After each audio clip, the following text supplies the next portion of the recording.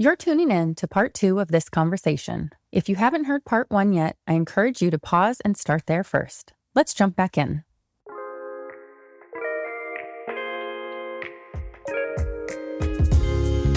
Welcome to Unspoken Lives, the podcast that uncovers the powerful, untold stories of everyday people. The real stories you don't always hear, but ones that deserve to be told. I'm your host, Kelsey Billingsley. In each episode, we'll explore journeys of growth, resilience, and transformation. Conversations with guests who have faced challenges, embraced change, and discovered new purpose along the way. Through their stories, you'll find inspiration, hope, and a reminder that every life has a story worth telling. Let's dive into this next unspoken life.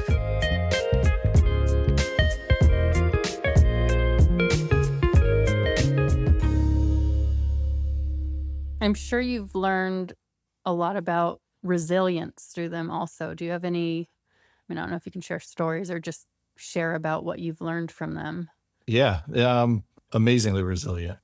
There's a young man, both positively and unfortunate in some situations. There's a young man, like I said, we used to show up at this resource center every Tuesday, and we'd be there from like 10 to 2 and just an open door, come in and talk about resumes. And he would come in and do his resume, not get a response, not get an interview. And he would get so frustrated. And he was such a good kid.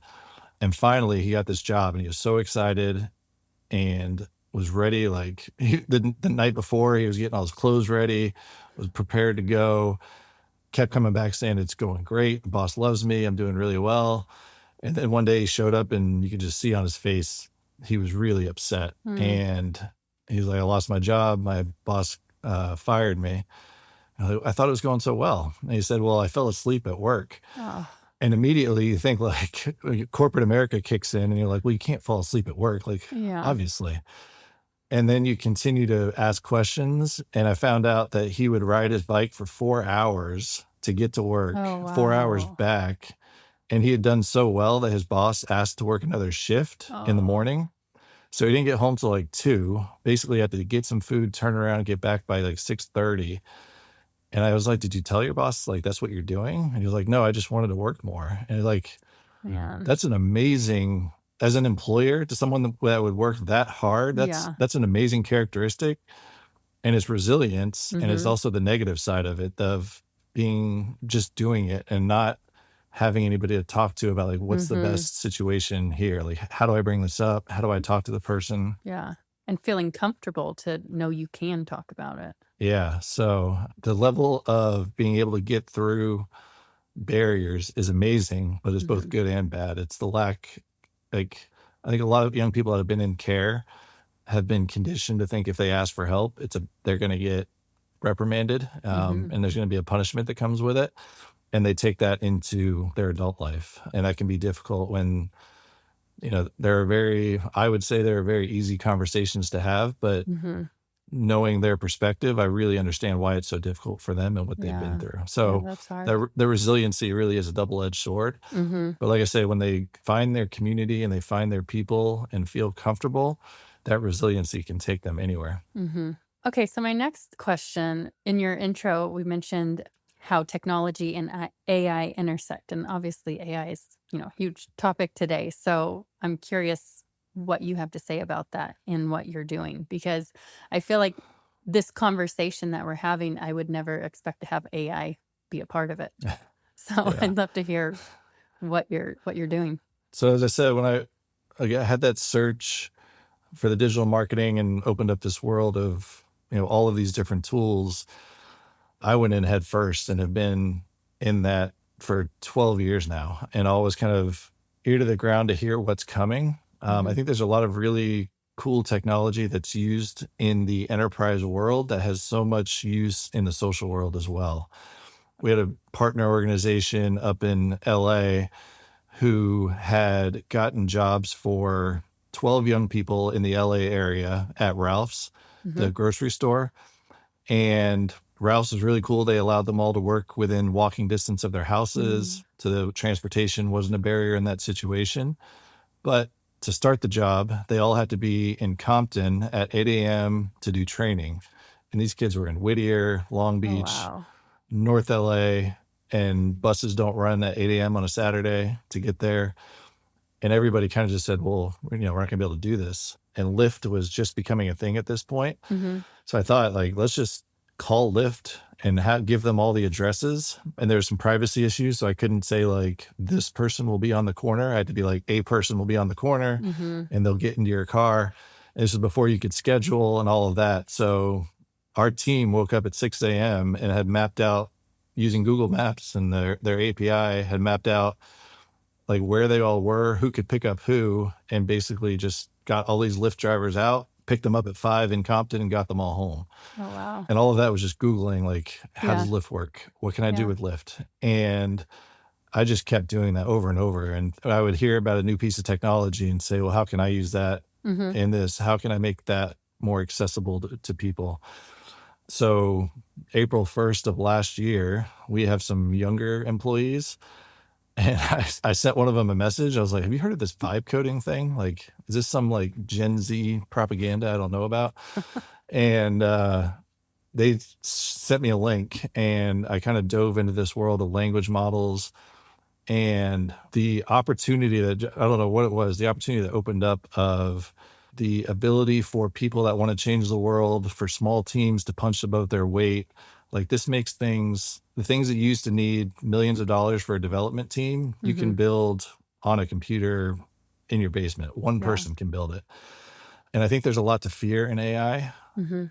There's people with a lot of data right now. There's some individual players that are getting really, really big and making a lot of money. But on the other side of that, I think there's this way to empower people that want to change the world to build tools that they weren't able to build, 2 years ago. The other thing I think it does, it allows people to build tools that are much more accessible for people with less technology or have less understanding of technology. Like, you can have really good user experiences with 3G bandwidth, 5G bandwidth. SMS is getting much better. And I think the real superpower of AI is to take unstructured data and make it accessible. So like when I hear that, I think of like social determinants of health, like going to find a housing program is a whole bunch of unstructured data all over the website, all over the internet. But AI can go out and gather that information and give it to a person in increments that they can understand in a way that we've never been able to do. And I really think that on so many different communities, like even when we got my daughter's diagnosis of Rett, I was really stressed. There was way too much information to process. I didn't know how our medical insurance would work. I didn't know what the right information to look at was. And I brought that back to foster greatness as someone aging out who's under a lot of stress, has way too much information to process, doesn't know who to talk to. And there was just this overlap of these two communities in my life where AI could be a really cool solution. And one of the first things I did with Jessie, my daughter, was build a little tool that I put my health insurance documents in. I put all of this research for Rett into it and just started asking one question at a time, like, is an eye gaze device covered? What medications are available for Rett? And it was a way for me just to kind of dip a toe in while I'm dealing with all of this stress of like what her life is going to look like. And it was interesting. AI was able to like spoon feed me information in the way I could process it. Yeah, I mean, you're already overwhelmed, so. Yeah, I do think AI's got that ability to give short increments of knowledge at the right time, as well as empower change makers and small teams to really build amazing tools. So Yeah, that's great. I've been Thank you for sharing all that. in on that world. Yeah, that makes sense. Well, let's talk a little bit more about Jessie, if you're okay with that. Yeah. Maybe take us back to when you first found out about Rett, what was going on, and go from there. So one of the characteristics of Rett is there's very normal development for the first 6 to 18 months. Okay. We didn't notice anything at first. She was, bright-eyed, happy little baby. And then about 18 months, we started to notice she would like really play with her hands a lot and had a really hard time focusing. So we went to get a genetic test and that came back as no issue. Maybe she's just on the spectrum. And it was actually an OT, or an occupational therapist, that would come to the house and she said, maybe dig a little bit deeper. This is a little bit more than autism. Okay. And she must have been 2 at the time. So we did whatever the second genetic test is that is much broader. Mm-hmm. And we had a neurologist. We had gotten a neurologist because we thought she was on the spectrum. This was like your, I hope he doesn't listen to this. You're very like stereotypical doctor, like Mm-hmm. very confident, almost to the point of being a little bit overboard. Mm. Like you couldn't get in to see him for like 8 months, and he was Right. proud of that. But yet you have a young child who changes Yeah. very quickly. Yeah. And so we got this genetic test. And I remember it was September 4th of 2024. We got a text from him that was like, "Can you come in tomorrow?" I knew that wasn't good. Yeah. And like I remember what I was sitting right here. I remember what I was doing. Like I remember life before Rachel and after Rachel. I remember life before that text and after that text. So we went in and the meeting was just a blur. Like he said Rhett, and I immediately went straight to Google and started Yeah. Googling, and he was explaining Had you it. heard of that before? No, Not I hadn't at heard all. anything. Okay. It was confident and brash as he was scared to tell us. And I could see that immediately, Yeah, which is you not a good sense sign. that. No, Yeah. that's I think hard. that was the first realization that it was a lifelong thing, Mm-hmm. which is probably the toughest part. It was good to know what the issue was because we'd always kind of wonder, like, what is this? Can you share what Rhett is? Yeah. So it is, 6 to 18 months of normal progression. And there's a gene, I'll probably get this wrong. There's a gene called MECP2. And that gene is almost like a traffic light for the brain. So as your brain starts to do more complex things like talking, walking, it has to shut off certain connections and then put more energy to other connections so that they get stronger. Okay. That's the gene that's mutated. So it's basically just like a traffic light that's blinking green and everybody's trying to go through. So all of those things that we think of as kind of second nature, like walking, talking, breathing, using your hands, those are all the connections to those things are completely gone for young girls that have Rett. Okay. So she doesn't have any use of her hands. And then, as you move along and the development is supposed to get better and better, in Rett, you regress. So as the need becomes bigger, like as you get bigger, as you start developing more, there's regressions. So you lose the ability. Some girls will be able to talk and then will lose the ability to talk. Some lose the ability to walk. But I think that's one of the tougher things is you see them as a parent going in that direction. Yeah. And then they regress. So Jessie can still walk. She has no use of her hands. She's never been able to talk. Amazingly happy little girl. She's so descriptive through her eyes. And Rhett's interesting because it's one gene and they know which gene it is and they know what it does. So that's another reason I'm really interested in AI, because I say this knowing it's not the simple, but it's a solvable problem for AI. Like we know what the gene is, and it's just a massive information that we need to get our arms around and understand like how to fix it. So I do think there's a way for AI to create a cure for Rett at some point in my lifetime. There's a bunch of money going to it. So part of my desire to learn as much as possible is potentially to impact her life with that understanding as well. That's so beautiful. So she's 4 now. We had the diagnosis for about a year and a half. Loves running around, loves walking, loves Cocomelon. I'll never get Cocomelon out of my head. Oh, I can hear it right now. Yeah. Familiar. She hits me if she wants something. She hits her drink. A lot of young people with Rett have GI issues. We're fortunate. Jessie eats anything and everything, loves brisket and pulled pork and all the Texas staples. I was going to say she's in the right state. Yeah. So, yeah, it's been an interesting journey to learn more about it. Yeah. Now, tell me about, you mentioned earlier she couldn't sleep, so you started running. Tell me about that. Yeah. So breathing is a big issue with kids in Rett. And when Jessie wakes up, she can't catch her breath. It's scary to see. Yeah. She kind of just stares into the abyss. Yeah. And that will keep her up for hours. And once she's up, she would just start jumping in her bed. It's amusing to watch. She would just jump in her bed for hours and not be able to go back to sleep. So one day I put her in her stroller and took her out after she had a really rough night, which meant we all had a rough night. What time was this at? I put her in probably like 6, like as soon as the sun came up. Okay. And she had been up all night. And She went to sleep in the stroller and slept okay. And I just kind of walked around quite a bit. But she loved being in the stroller. Like she would clap, she would squeal, like she just loved it. Mm-hmm. And then one day I was pushing her and she would not go to sleep. So she would fall asleep in the car sometimes. So I was like, well, maybe it's faster.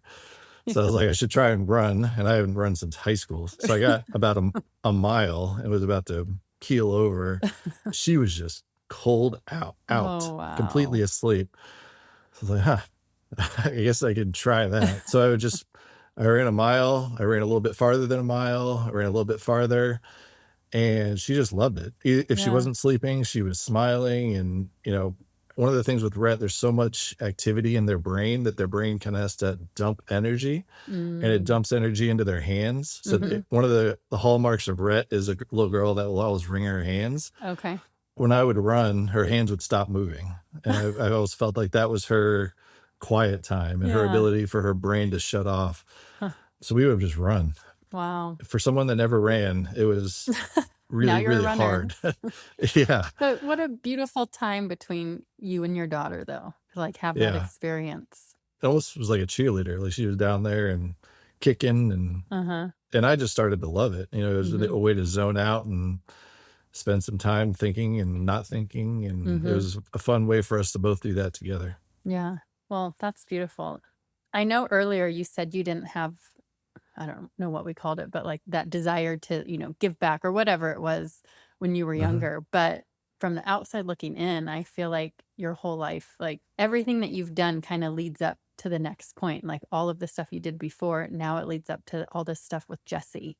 And it's really cool on the outside to look how it's all built up. So I'm excited to see what's next, especially with AI and Rett syndrome. I can just tell like you're on the right path and you're doing the right things. So it's really cool to see that. Yeah, I appreciate that. Yeah. I think it's good being aware of those things happening in your life and how they can impact what you want to do. Yeah. It's been fun. Yeah.